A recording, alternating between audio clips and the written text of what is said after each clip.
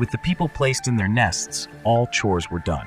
Time to get to the main task, practicing his power to manipulate the earth. He didn't just want the ability to move, he wanted to become a true sacred tree. In the normal world, he'd never dream of such a thing, but here, in this mutation-filled world, anything seemed possible. So he had to hold on to his ambition, never losing his fighting spirit.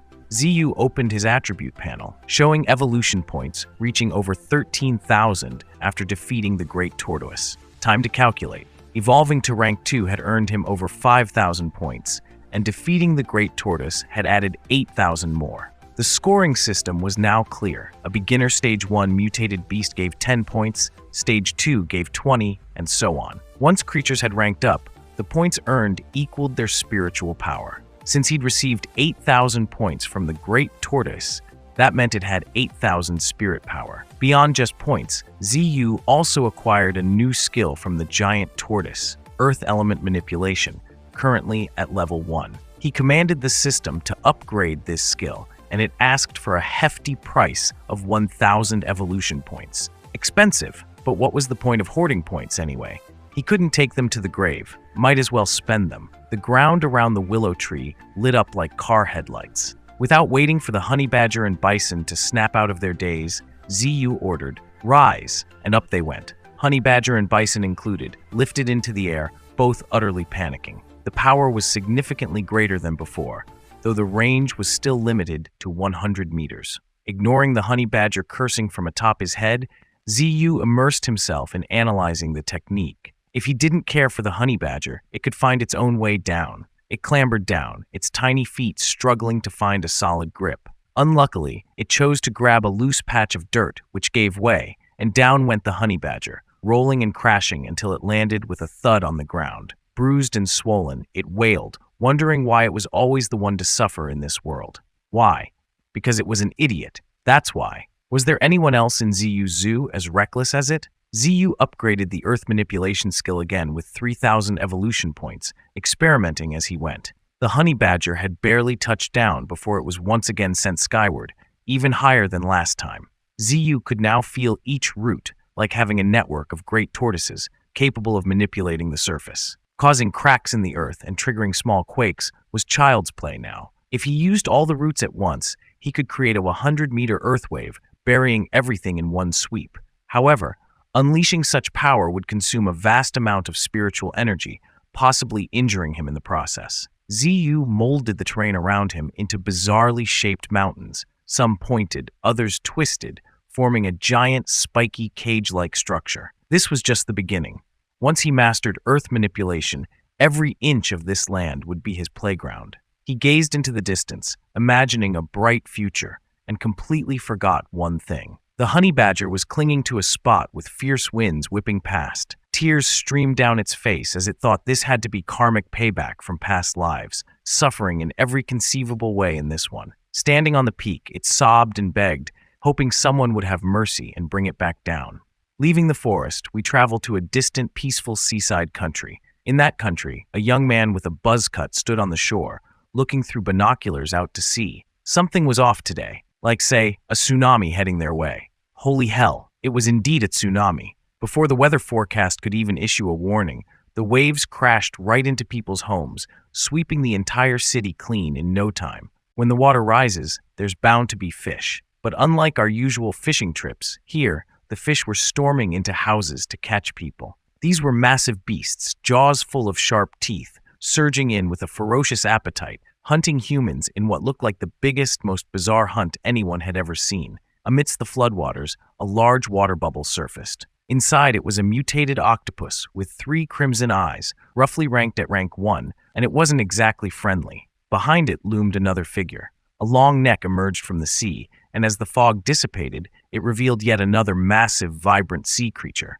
The brightly colored ones are always the dangerous kind, and sure enough, this mutated eel was at rank 3, also radiating an unmistakable hostile aura as it headed toward the city. The simultaneous appearance of 2 ranked mutant beasts caused an uproar in the White Palace on the other side of the ocean within half a day. Papers flew everywhere in one of the offices. Some even lay scattered on the floor. No employee dared to toss papers around like that, so it could only be the boss. And he wasn't just throwing papers. he was also cursing up a storm. Specifically, he was wondering what the heck the inspection team was doing. Moving as slowly as turtles? Why hadn't they reported the death toll yet? Half the city had been washed away. What on earth were they doing? Seeing that no one was paying attention, the boss grabbed someone nearby. Aaron, have you confirmed information on that mutant sea demon yet?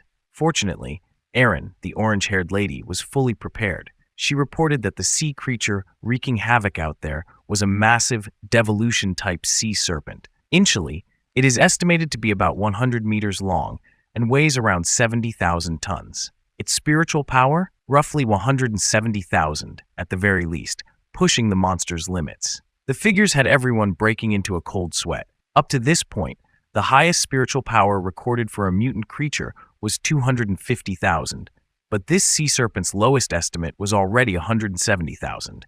And let's not forget, any beast that survived to be ranked knew how to hide its full strength. The boss anxiously asked Aaron for an update on their attack efforts. Aaron responded that they'd launched 3 nuclear bombs already. Unfortunately, only one had hit, with the other 2 falling into the ocean. Who would even dare to fish out there now? Before the sea monster could make a move, radiation poisoning would have killed off a few generations. And as for the monster's extermination, that too was a disaster. Now that it had gone underwater, who knew where to look for it? The staff were all shouting, "Only one hit, what's that supposed to mean?" They couldn't even confirm if it was alive or dead. Aaron glared, "Shut up, if you think you're so tough, go out there and shoot it yourself." They should remember that humanity had barely explored 5% of the ocean, even after combing through nearly the entire landmass. To humans, the vast ocean, especially its depths, would become far more terrifying in the future. Meanwhile, deep within a gorge, a man shouted, "Now's the time." His companions weren't far behind. Qianqin yelled not to let any mistakes happen. The big guy nearby was flexing his muscles, practically radiating killing intent. Had they finally found an escape route after days in the ravine? No way. Escape was a death sentence. They were merely adapting to life here. The small guy poured oil into the pan. Qianqin was teaching the animals to read, and the big guy was serving as a punching bag for the pets. He couldn't fight back against the golden monkey, so he just took the hits and faked to be lost. "Where's the plate?" "Here it is." The bison brought the plate over with surprising agility, looking shy, almost like a delicate young lady. The only fragile young lady in this area was Qianqin herself. She was being mentally and physically tortured, forced to teach the white tiger by shouting endlessly. The white tiger was dumber than dumb, a level of stupidity it had perfected with practice, leaving Qianqin on the verge of tears. "I'm going crazy. This tiger is so stupid compared to the other beasts." After the exhausting lessons, it was time to eat. Though they looked calm, the big guy's face had no untouched spots left to punch. He'd probably gotten used to it by now. The most relaxed one here was Lang Feng, who advised the others not to work so hard. "Just be like me," he said. As the son of darkness, he'd naturally become the leader of these strange beasts. Was he mistaken? Wasn't he just the cook? But it seemed the son of darkness quite enjoyed his job. The big guy couldn't deny that his friend was absolutely right.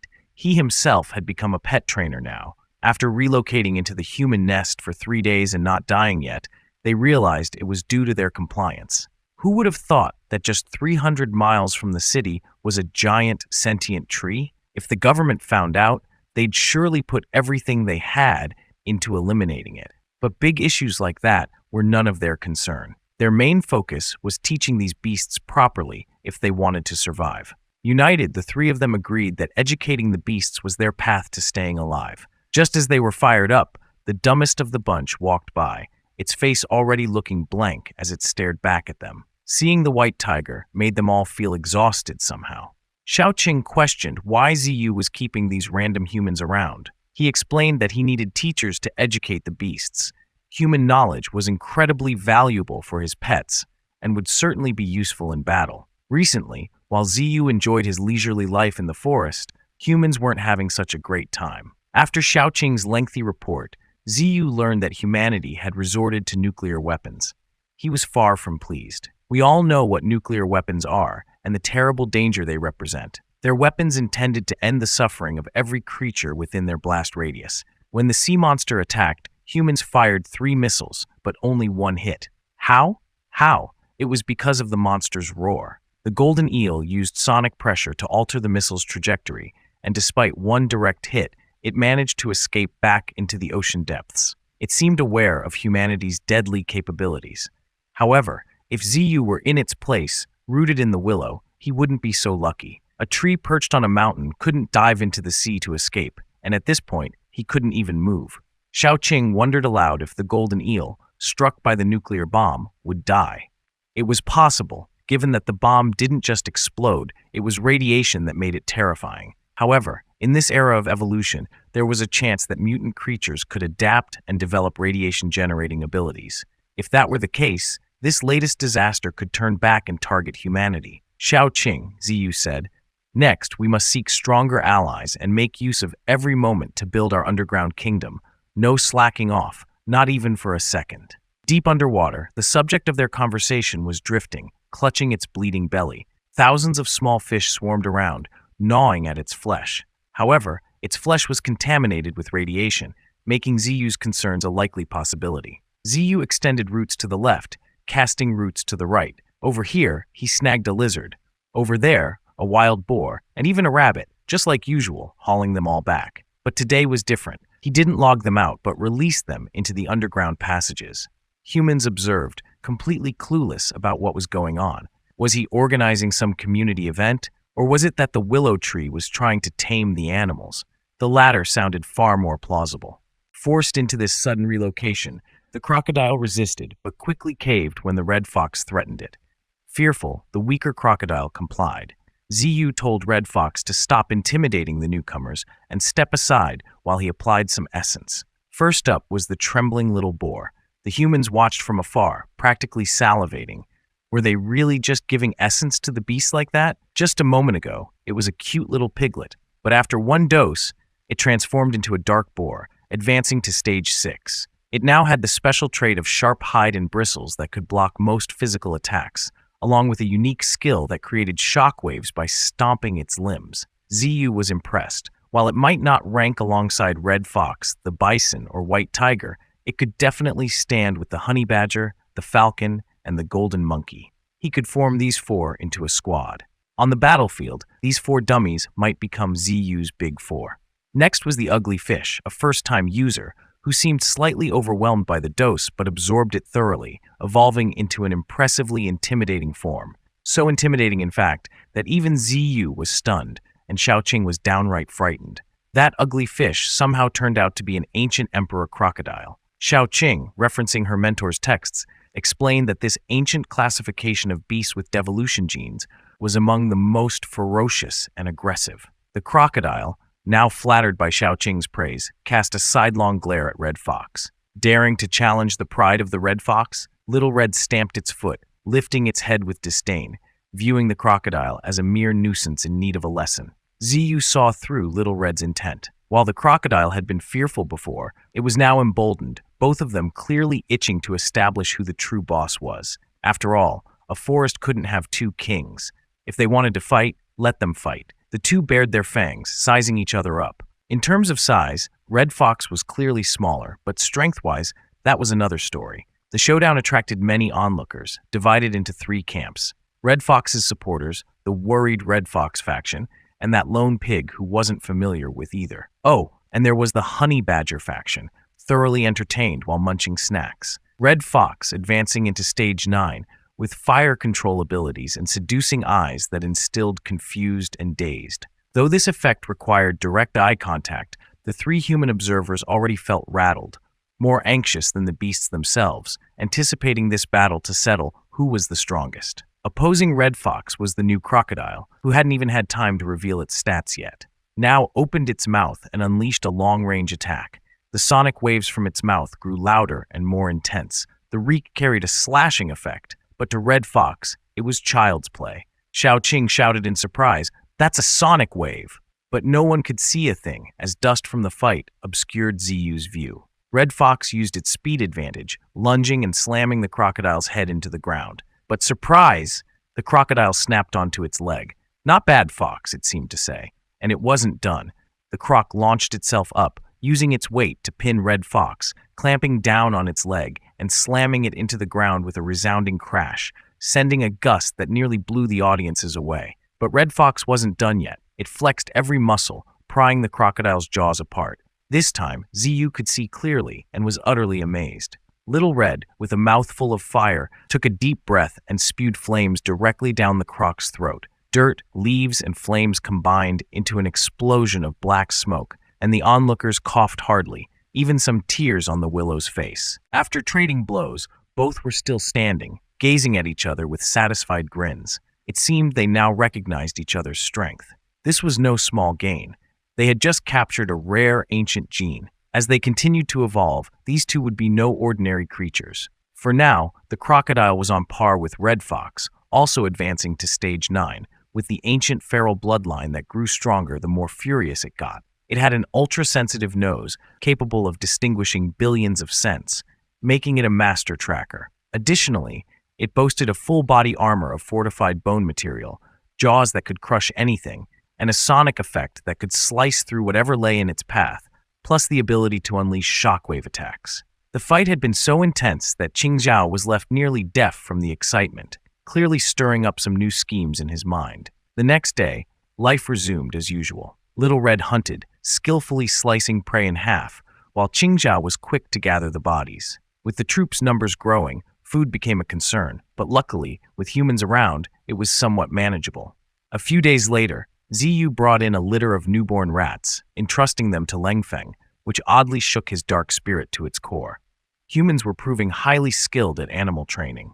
Before long, both Little Red and the Black Bison were able to wish Happy New Year in polite terms, which even made the bald face shiver. And when it comes to learning, Honey Badger and Golden Monkey are as stubborn as they come.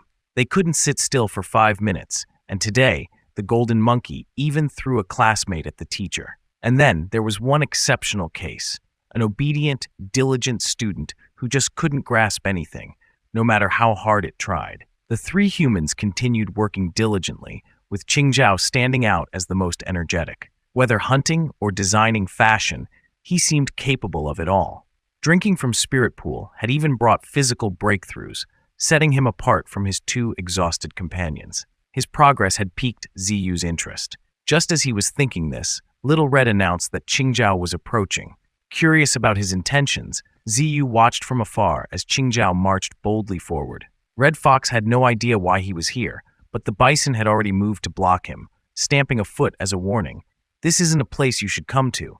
Though intimidated, Qing Zhao respectfully asked to speak with Ziyu, asking permission to pass. No, the buffalo replied. Go back or fly like a bird if you want to get in. Desperate, Qing Zhao begged the bison to calm down, wondering why her had such a fiery temper.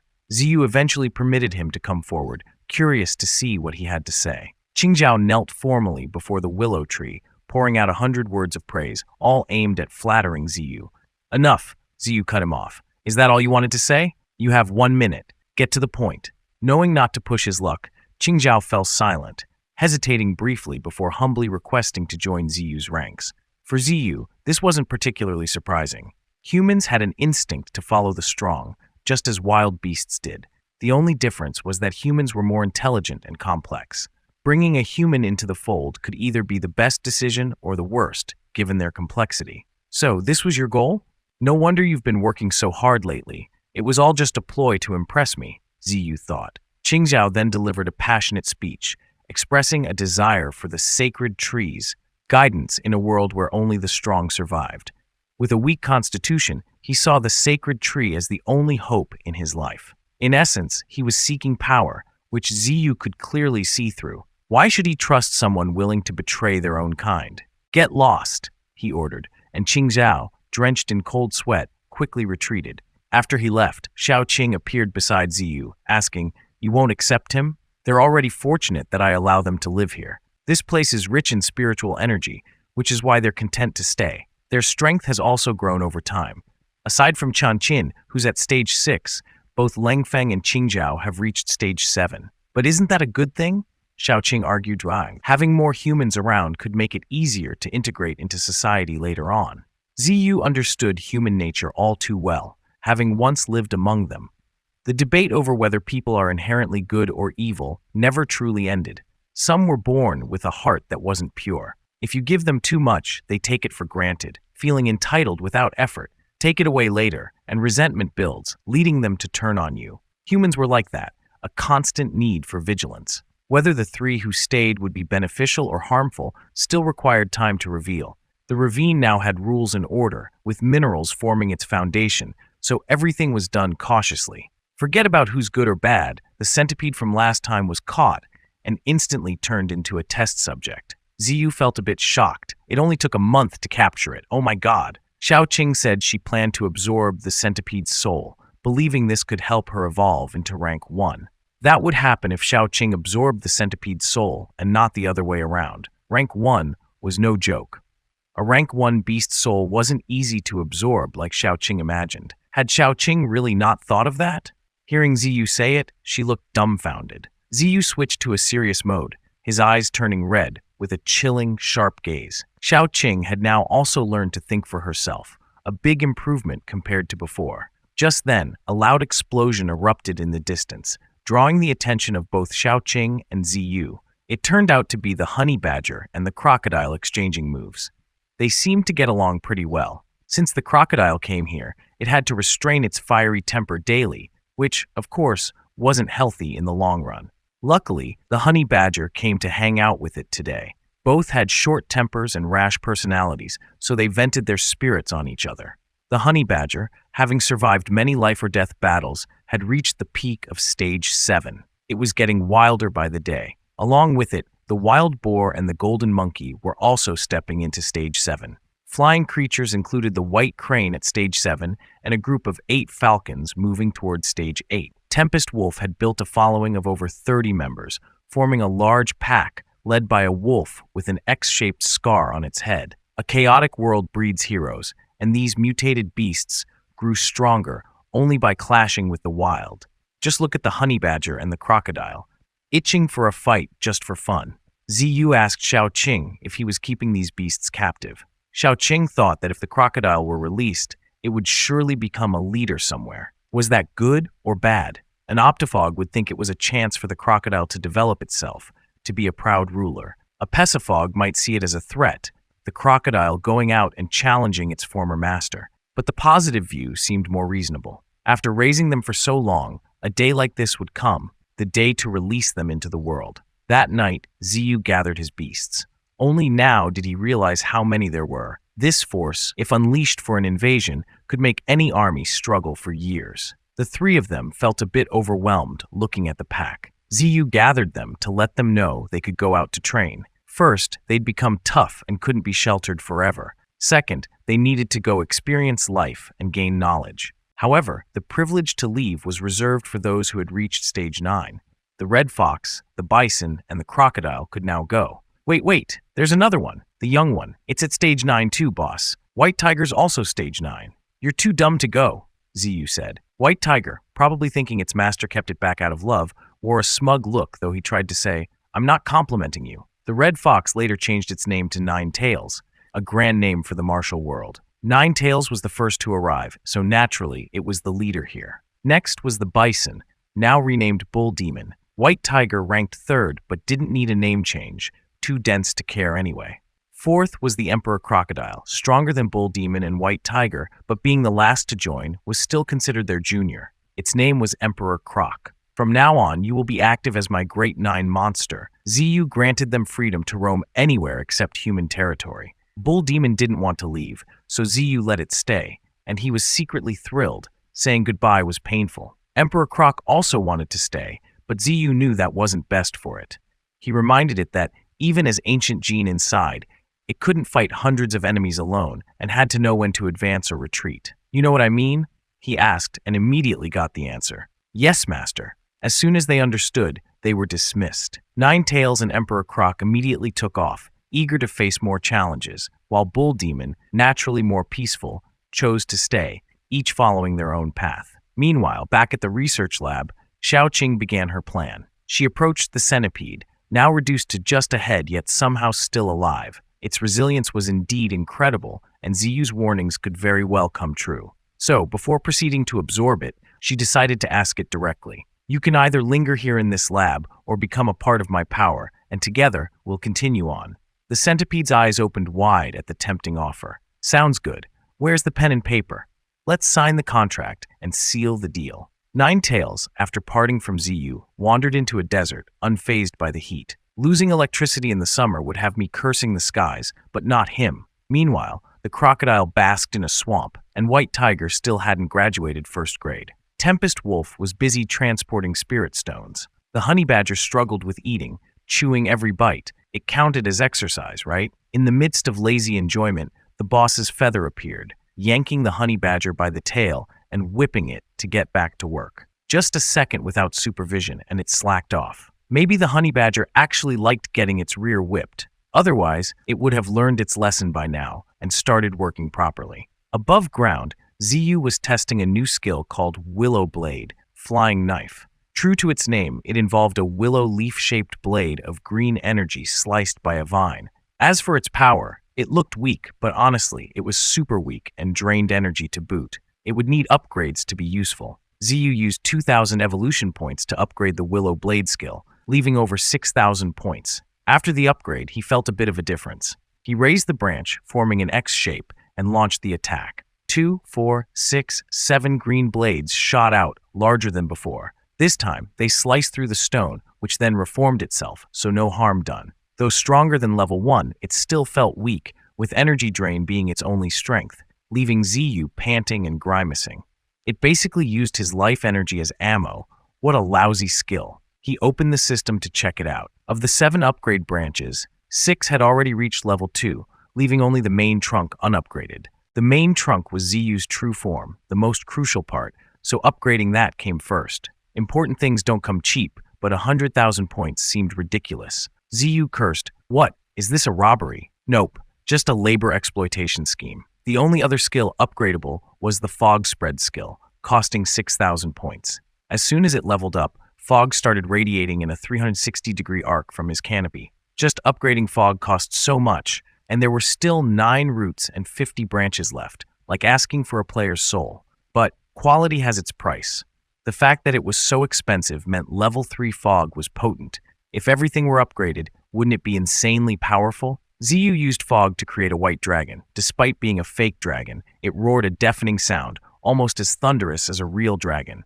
Hearing the roar, Qianqin was scolded by Lengfeng for talking nonsense. This guy, Lengfeng, is cold outside but warm inside, already acting as if he's these little mice's father. Hearing the sound before, now they saw the sight. The fake dragon swept past, blasting through the entire class of the White Tiger. Both Qianqin and Lengfeng were shocked, as the dragon passing by had the appearance of a European dragon, which seemed utterly out of place here. Level 3 Fog Spread gained the ability to transform into anything. Not just a Western dragon, but even the mother of dragon could be made. Its current purpose was to help Ziyu scare the others around the house. He even planned to prank Xiaoqing when she got back just for fun. Speaking of Xiaoqing, Ziyu suddenly remembered he hadn't seen her in a while. Is she that much busy with humans? Without further delay, a dazzling purple light shot up from underground, and as Ziyu looked down, he saw Xiaoqing lying there. She was in the middle of breaking through to rank 1. Xiaoqing was curled up, with a purple centipede beside her, and she hadn't regained consciousness yet, meaning she was still in the process of absorbing energy. At the Super Being Research Institute, Xiaoling's body was also undergoing a breakthrough, drawing everyone's attention as they gathered around to watch. They chattered excitedly, as moments ago, she was sleeping, and now her whole body was engulfed in raging flames. Could she have fainted earlier and still managed to break through? Or maybe she's like Nakuto, breaking through while asleep? Either way, fainting or sleeping doesn't matter. What matters is that Xiaoling is breaking through. An old man next to the instructor affirmed that she was indeed undergoing a breakthrough, as others had entered a similar state before. The instructor adjusted his glasses and called for his assistant to bring the highest grade fire spirit stones. Covered in fire spirit stones, with life essence dripping into her soul, she absorbed the energy and immediately broke through. Xiaoqing slowly opened her eyes. After breaking through, she was gifted a purple centipede. Ziyu was overjoyed. Anyone would be happy if the first in their family reached rank 1. With Xiaoqing waking up, it meant that Xiaoling was likely still asleep.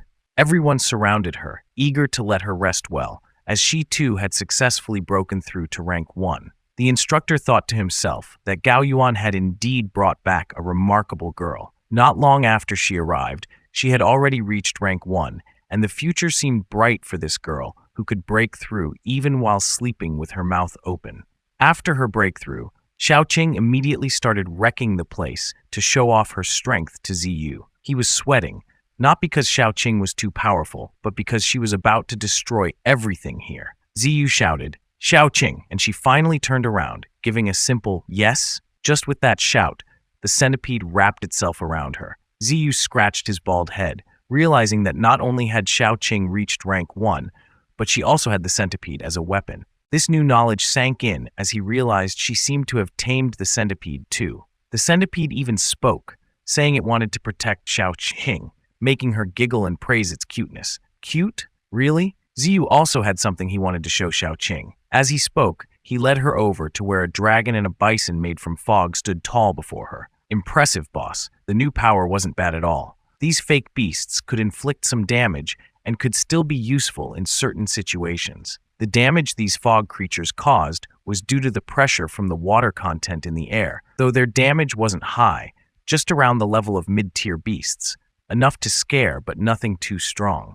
Ziyu awarded an extra point for the creature's immunity to physical attacks, and also had another way to use them. He made one of the creatures explode, cracking the ground, revealing its power wasn't trivial. His plan was to use these fake beasts alongside thick fog and illusions to make people believe that new beasts had emerged, distracting humans. Even though the fake beasts were weak, they were still stage 2, and they could morph and use illusions in the fog to blend reality with fantasy. Ziyu was very pleased with his plan. So, impressed yet? How about it? Are you envious? But Xiaoqing found the plan as bland as dishwater. Just a simple snap. She could blow the head off the fake beast. This kind of trick was nothing to a spirit-type creature like Xiaoqing. It was like trying to show off a cheap trick to a master. Her words stung Ziyu's pride, as he had clearly put effort into this idea. She added that not only was it ineffective against spirit types, but they could use the creatures to trace back to the controller. That would be when Ziyu would be hoisted by his own petard, exposing himself instead of hiding. This left Ziyu rattled, realizing he hadn't thought of this. Xiaoqing suggested doping up the fake beasts to make them stronger, which would also disguise the energy of the controller and make the fake beasts seem less fake. Ziyu smacked his branches together, exclaiming, "Yes, yes, yes! That's my girl!" Testing her this whole time was worth it. He had thought of using stones ages ago, after all, so it made sense that Xiaoqing could pick up on it. Not finding out just now. Are you, old man? Ziyu used his branches to lift a spirit stone and placed it inside the headless dragon. The stone glowed and the dragon's head grew back, its eyes brimming with life. Before long, it had assumed a new, more realistic form, looking much more real than the previous version. Ziyu was so shocked that his face turned to a meme. "It's terrible," he mumbled. Moments later, she turned back and mentioned she had something to show Ziyu, something she hadn't shown even after displaying all her powers. Given that Xiaoqing was in a high-ranking human organization, there probably wasn't any good item she hadn't seen before. The air was filled with a vibrant red-orange haze, and fountains large and small shot up spectacularly, accompanied by flickering LED lights. The stage, meticulously built by the seafood crew, was enhanced by human-provided lighting. To top it off, the team invested in aircraft to drop fireworks, creating a grand explosion. Suddenly, the pilot noticed something: his own death. Emerging from the fireworks smoke was a massive crab claw that clamped down on him like someone squashing a mosquito. The lead singer of today's show had arrived. The crowd greeted it with a roaring salvo. They'd held out for quite a while, but backup was still nowhere in sight. "They won't coming," someone shouted, leaving the remaining crowd teary-eyed as they watched the show of ocean inhabitants alone. Today's star of the stage was Miss Crab, giant coral crab to be exact. It had reached rank 2, and her performance of the skit, Coming to Heaven, was a highly interactive experience between singer and audience. Miss Crab charged straight into the city for a fan meetup, but her fans scattered 1,000 meters away. Embarrassed, she started smashing houses, creating a cloud of dust. Her uncontrolled behavior left her fans deeply disappointed. "Too stormy out at sea? Then we'll head to the mountains to raise pigs and grow vegetables instead." High mountains, big trees, clear blue sky, a false sense of peace, as a willow tree that can talk and throw knife. Today, Xiaoqing came to the mountain in casual clothes, just as promised, to deliver goods to the falcon, which would then bring them to Ziyu. From afar, The leader of the falcon group flew in, instantly struck by love at first sight. Oh wait, wrong script. It should have instantly recognized the familiar figure. Ever since Xiao Qing's death, the falcon had no idea that Xiao Ling had awakened by drawing on her sister's soul. The girl before it looked very much like Xiao Qing, that made it let out a joyful cry, rubbing its tear-streaked face against Xiao Ling's face, filled with love and affection. However, she didn't remember anything, and just thought it was odd how close they felt, despite this being their first meeting. Xiao Qing handed it a steel capsule, carefully warning it not to drop it. The falcon obediently carried it straight to Ziyu. Ziyu held the steel capsule, puzzled. Curiously, he pressed the button to open it, revealing a transparent glass chamber containing a tiny ant. The system confirmed that the ant was in critical condition. Under the microscope, the little ant was bruised and battered, barely alive. Despite its small size, the ant's stats were eye-catching. Even in Stage 1, it had both innate ability and special skills. Just as he was intently examining the ant, his daughter emerged from thin air, startling him to quickly close the lid. Xiao Qing explained that this ant in the capsule was the only one surviving out of hundreds that had undergone similar experiments. If it weren't on the brink of death, the master wouldn't have given it to Xiao Qing for a final dissection. Subjected to countless experiments to the point of bodily destruction, even in death, it found no peace. How cruel. Ziyu rested his chin on a branch, contemplating. So, the little ant was an experimental subject.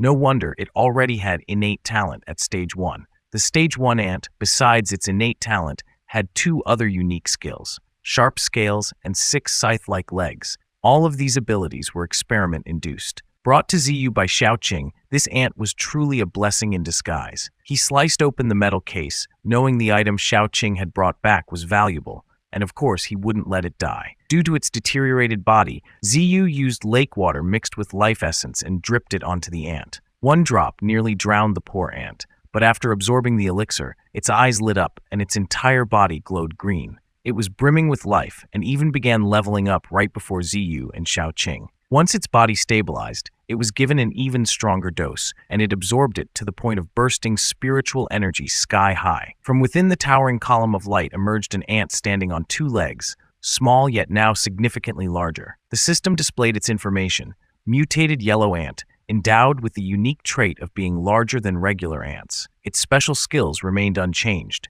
sharp scales and 6 scythe-like legs. The ant looked at Ziyu, who stared back silently, instantly swinging a branch to strike. Missed. Missed again. Another miss.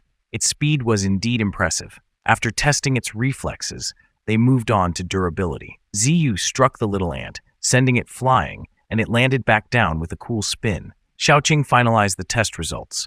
Both speed and strength met the standards, though it was still only the size of a fist. The little ant knelt down, swearing to devote its life to Ziyu. Master, thank you for not abandoning me. I'm willing to follow you until the end of my days. Wait, this ant could talk? And what's more, it was using telepathy to speak directly into his mind. Ziyu's eyes widened in shock. The Stage 9 tiger was still illiterate, yet here was a Stage 5 ant using telepathic communication. Speak of the devil, and the tiger appears. White Tiger had arrived to eavesdrop. It wagged its tail at the sight of the little ant, calling out meow meow meow since it hadn't learned the word ant yet. The tiger had barely managed to learn the word for itself, but the ant ignored it, transmitting straight to its head. What are you staring at, dumb tiger? White Tiger, hit with a severe mental blow, got up and ran away, tears and snot streaming down its face. I won't forgive this ant, so it did know the word for ant. Ziyu, seeing the tiger bullied, didn't quite know how to defend it since, well, it was indeed dumb. Ziyu then gave the little ant some guidance, informing it that it had 4 other beastly comrades, and the dumb tiger from earlier was one of them. From now on, the ant would be his 5th subordinate and would be allowed to train underground. Furthermore, he would give it a name. Its body was as yellow as a banana, so I would have called it Little Banana, but Ziyu named it Flash. Flash left, and behind it, Ziyu and Xiao Qing didn't stop gossiping. Flash had seen its comrades die miserably in the lab, and it had been dissected gruesomely in the name of human science, leaving its heart scarred with hatred. Ziyu feared that as it grew stronger, it would become difficult to curb its animosity toward humans. However, Ziyu was just a willow tree. The little ant wouldn't direct its blade at him, and that was enough. Who would face the brunt of the ant's hatred remained uncertain. but one victim was already suffering from its sharp tongue. Qianqin beside them had to console White Tiger, saying, "It's okay. Where we come from, the smarter ones always learn to talk later," a line that only the tiger would believe. Far away, a crocodile was enjoying its prey when it suddenly began to level up, a brilliant light gradually enveloping its entire body before it shot up as a great pillar. Just great. Without Ziyu's fog, the whole world would know about this evolution in no time. As expected, the human headquarters detected a high spiritual power reading and went into a frenzy. The screens flashed with red alerts, indicating a spiritual power source of 24,000 detected at latitude 32 degrees north, longitude 103 degrees east, confirmed as a stage 9 mutating beast. A beautiful woman slammed her fist on the table, ordering the coordinates to be sent to the Air Force with full authorization for lethal force. Struggling with first even ranking level up, Crocodile had no idea it was now temporarily marked as a high priority threat. At this moment, Ziyu is still playing with his fog beasts to spook others, enjoying the calm before the storm. The military planes quickly surrounded the area, while the crocodile continued its evolution, practically creating a giant beacon guiding the humans straight to it. The crocodile sensed their presence, feeling uneasy, but it was still mid-evolution and couldn't flee. Through the plane cameras, the humans could see every pore on the crocodile's skin. The crocodile, knowing what they were after, lashed its tail to hurl stones straight at the cameras. The first camera to go offline was camera 3, followed by the other two. The human side was in even more panic than the crocodile. The beautiful woman bit her nails, quietly marveling at the crocodile's power.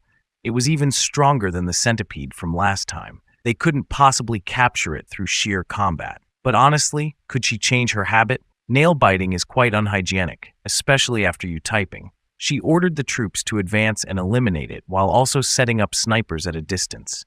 One way or another, the crocodile had to be killed.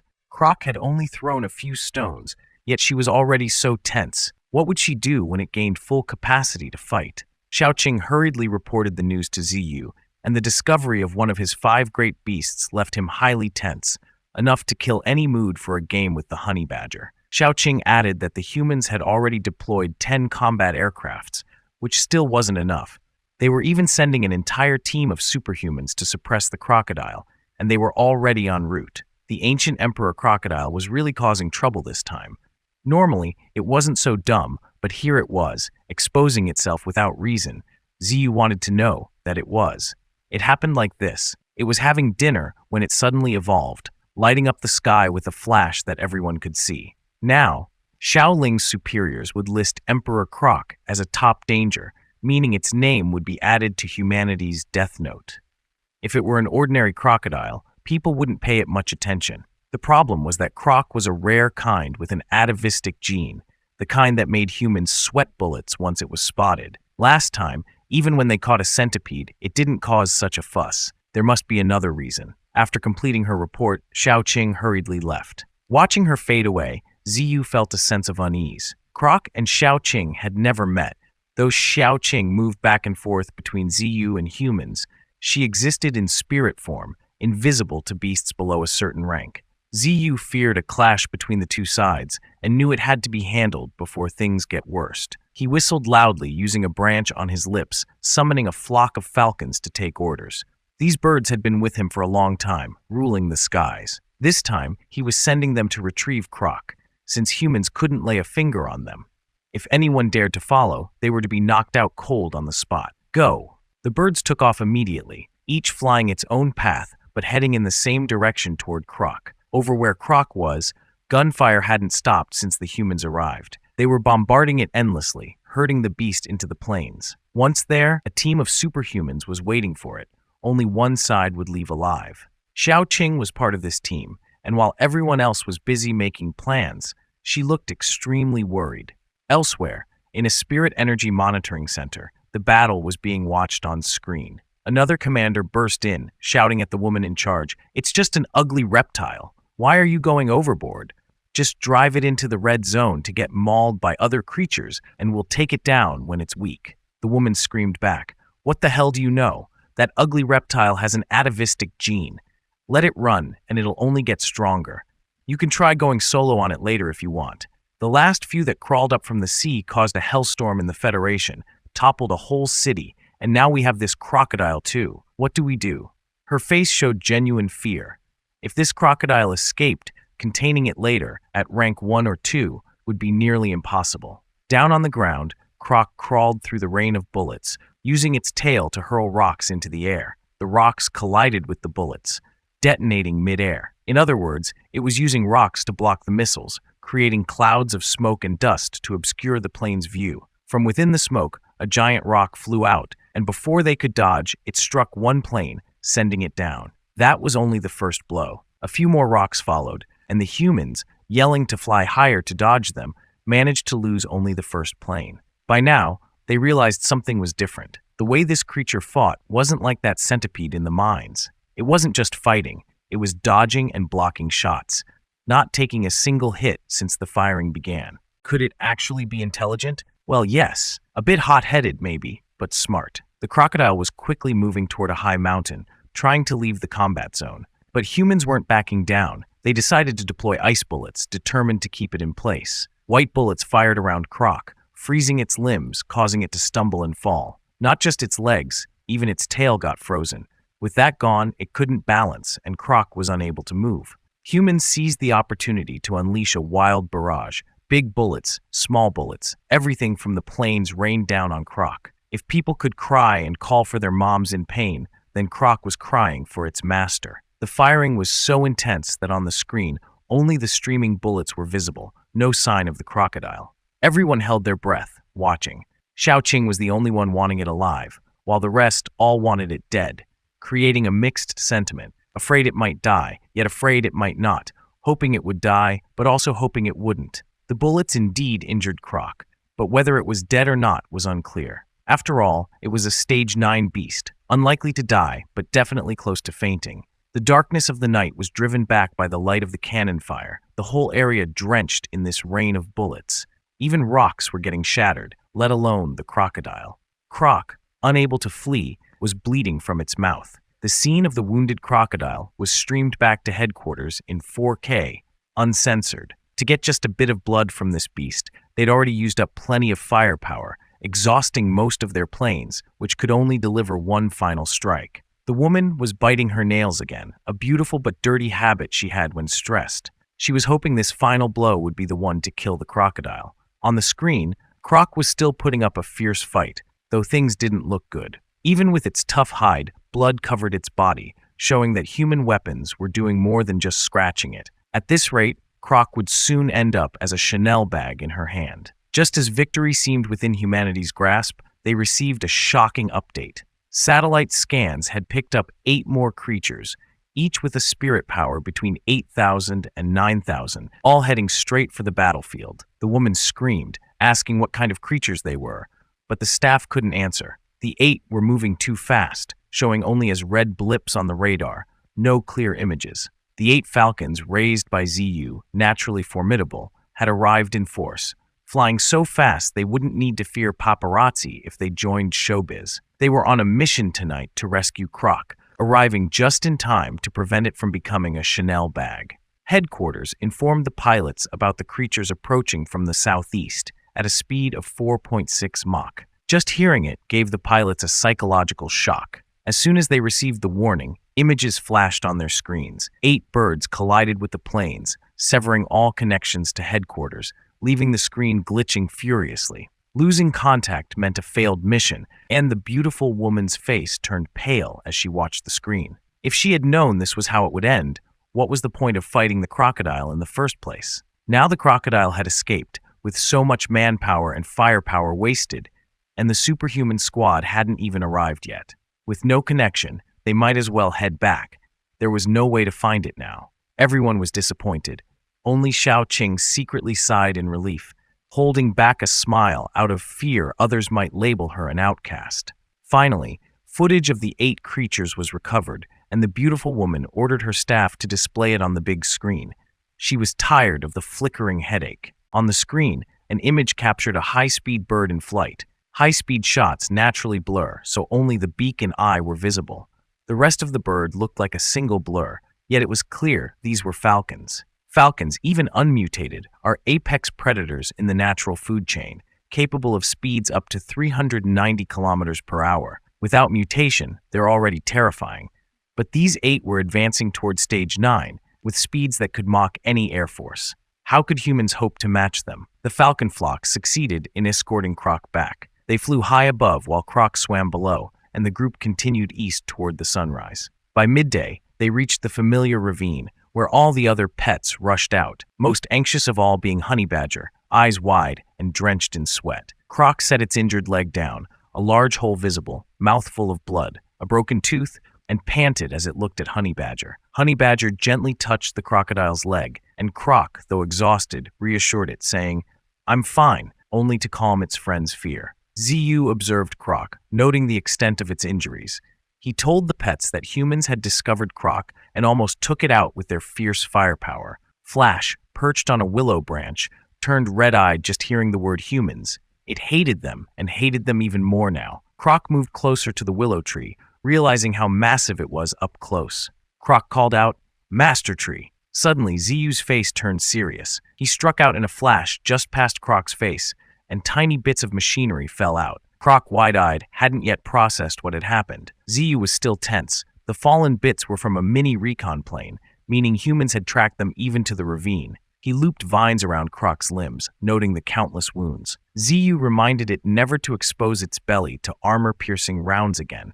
It was crazy to leave itself wide open, letting them carve out so many bloody holes. After Croc's evolution to rank 1 was exposed to the whole world, one thing became clear. Humanity's weaponry wasn't weak. It could injure high-level beasts, and not just lightly either. Ziyu suddenly worried about Ninetails. Rightly so. Ninetails was smaller and lacked full-body armor. If it were attacked like Croc was, it might not survive. For Croc, the armor-piercing rounds weren't the real problem. The issue was humanity's use of freezing bullets that immobilized its beastly body, stopping it even without direct hits. This added another layer of worry for Ziyu. A weapon that could freeze creatures' bodies was a deadly weakness for pure combat beasts like Croc. Suddenly, Croc pulled an egg from its throat, calling it a gift for Ziyu. It lay encased in a bluish block of ice, looking like an ostrich egg but actually a snake egg. Croc lamented not being able to bring its mother back too. If it could, it would have gifted her to Ziyu. But how could it bring her back, swallow her, and spit her up here? The egg was in ice because its mother was an ice snake. If correct, the creature inside would also awaken to ice elemental talent.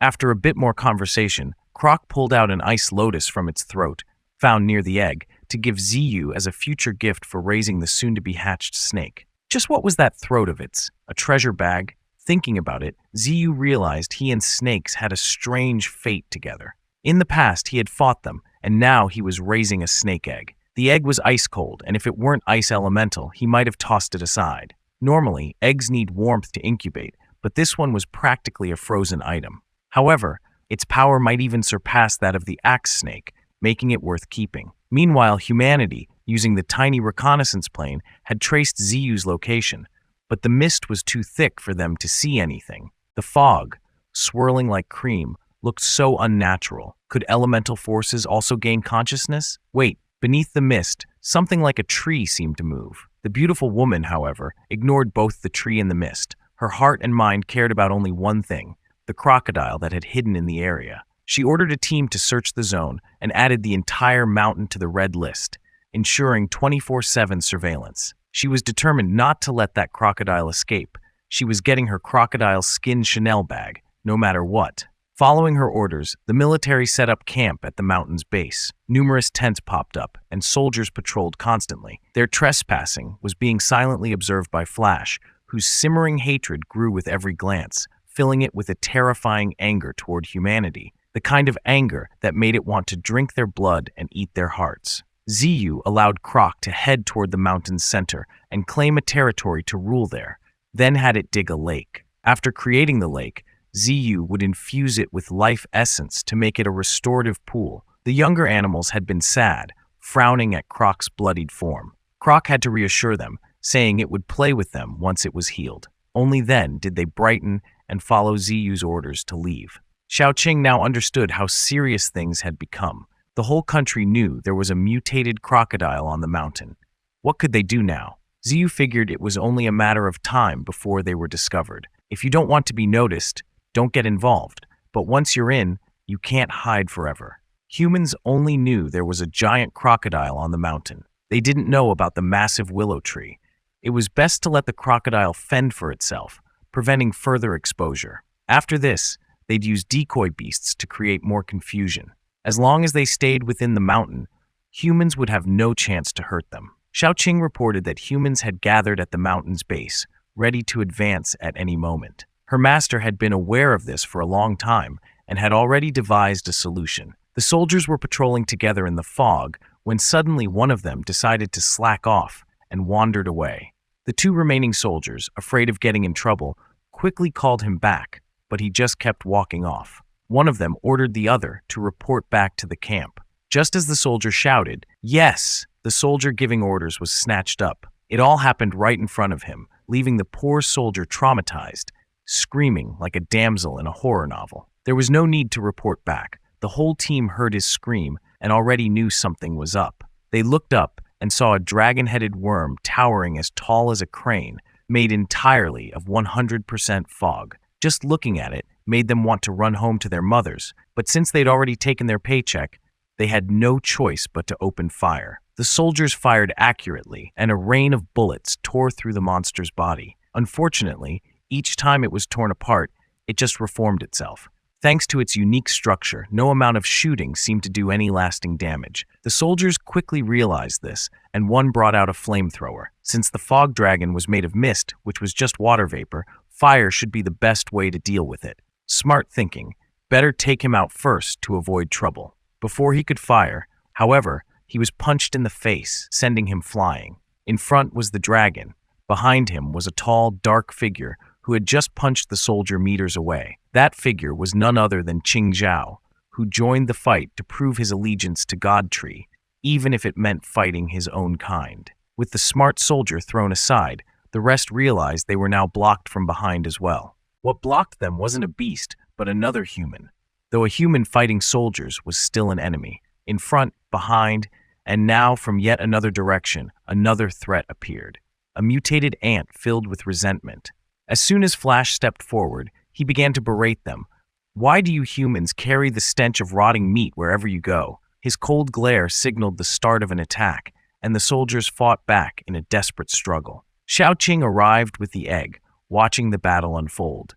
The humans fought valiantly, but the monsters seemed to have the upper hand. She worried that attacking directly would only increase human interest in the mountain, but Ziyu had a different view. There was no way to hide things forever. Now, the best move was to show humanity how terrifying the mountain was, to keep them wary of approaching it. It was better for them to come in slowly, testing the waters bit by bit, than to charge in all at once, thinking it was just fog, like the folks from Qianqin had done.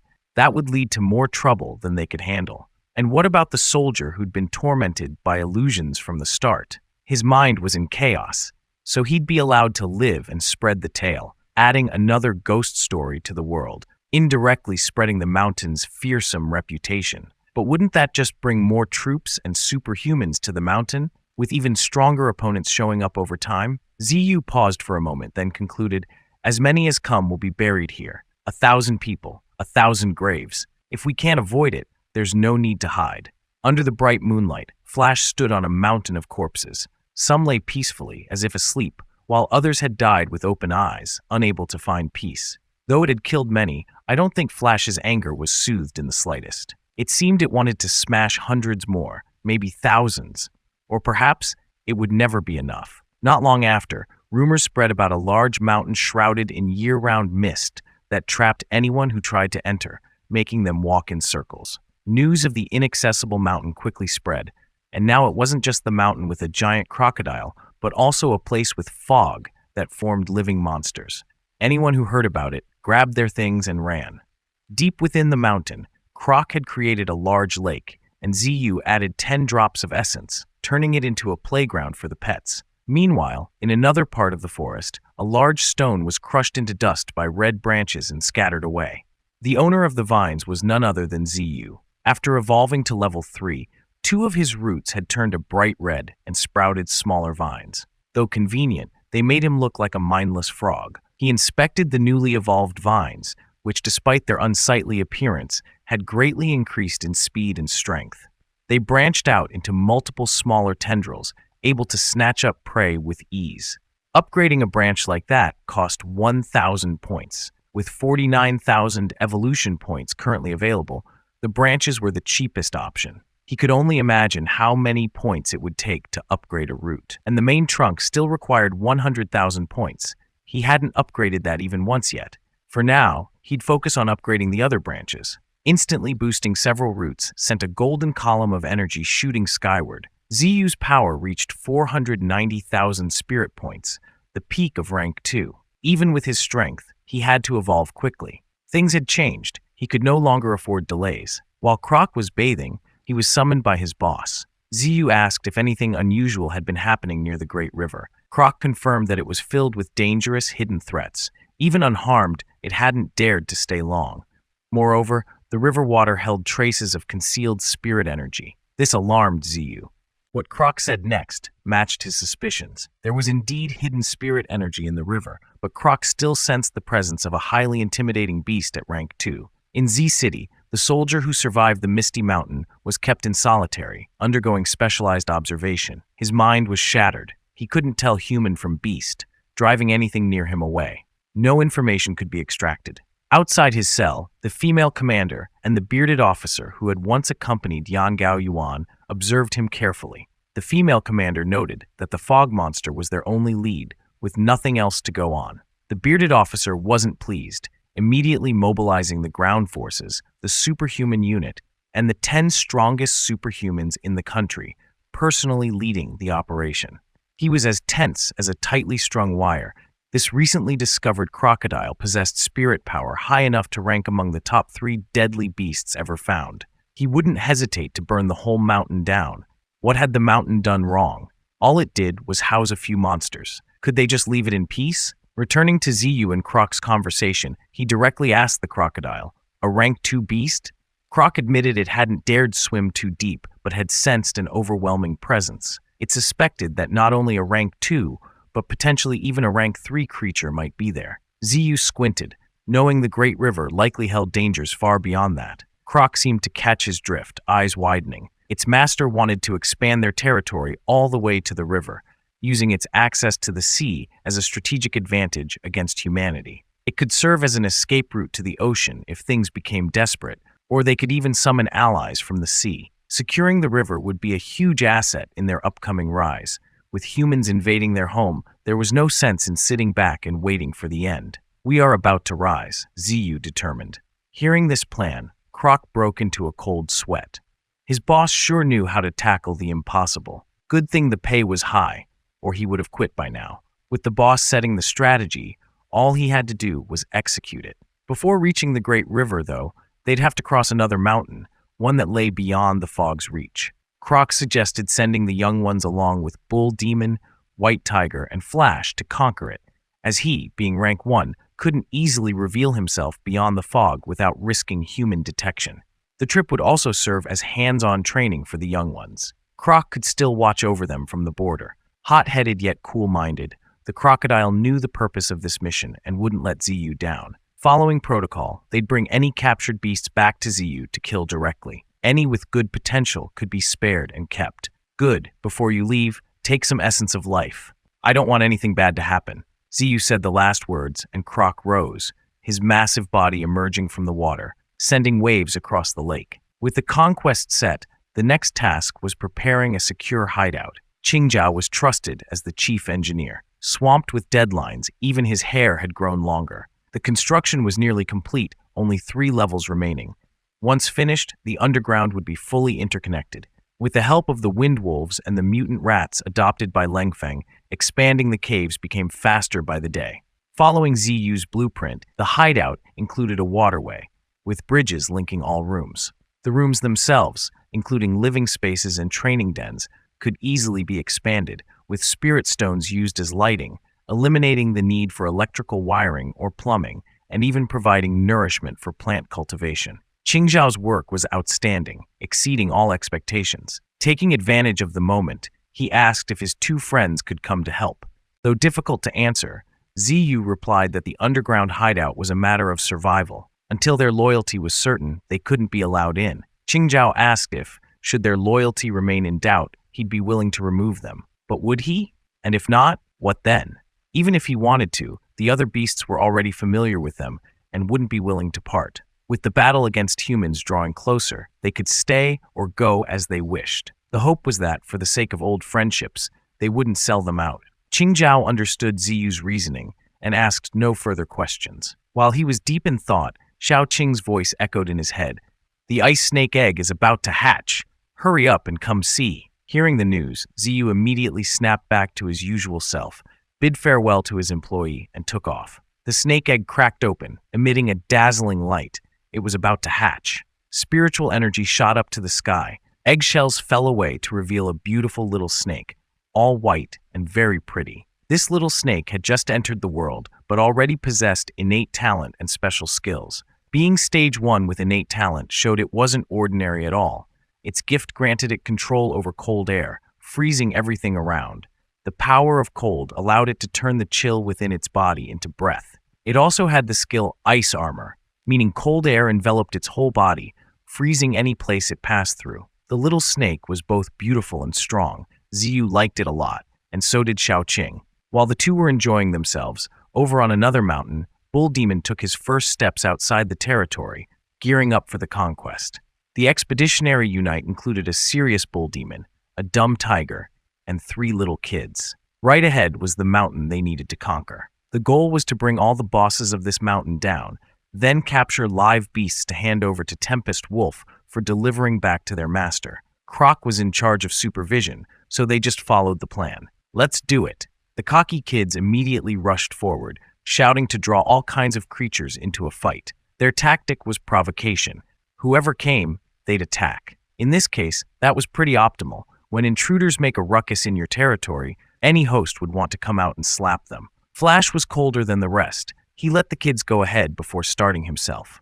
The little ant jumped down from Bull Demon's head, stomped on the ground, took a leap forward, and began the hunt. In no time, the forest was booming with big and small explosions. The first victories went to the golden monkey and the wild boar. Normally, they seemed mindless and powerless, but when it came time to act, they all did a good job. The honey badger zipped past the monkey's face. It seemed to have found its opponent. Brother Honey Badger threw a punch straight into Black Horse's face. You could tell how strong the punch was by the way the horse neighed. Elsewhere, a bloody tiger head poked out from the dust. The tiger had been bitten by a bigger tiger. The white tiger was certainly stronger than the tiger in its mouth, but maybe not as smart. Over here, Flash was also working at full capacity, each move sending dust flying, piling up enemies into a heap, then stepping on them to gaze at the moon, probably his special hobby. Last time, he also piled up humans like that. Suddenly in the dark, there was something seemed dangerous. Eyes of a chameleon. It was green like a frog, with claws sharp as a tiger's, sitting on a big tree, and it wasn't alone. There were 2 chameleons, both reaching rank 1. From the first look, they were the bosses of this area, and were about to slap the invading brats.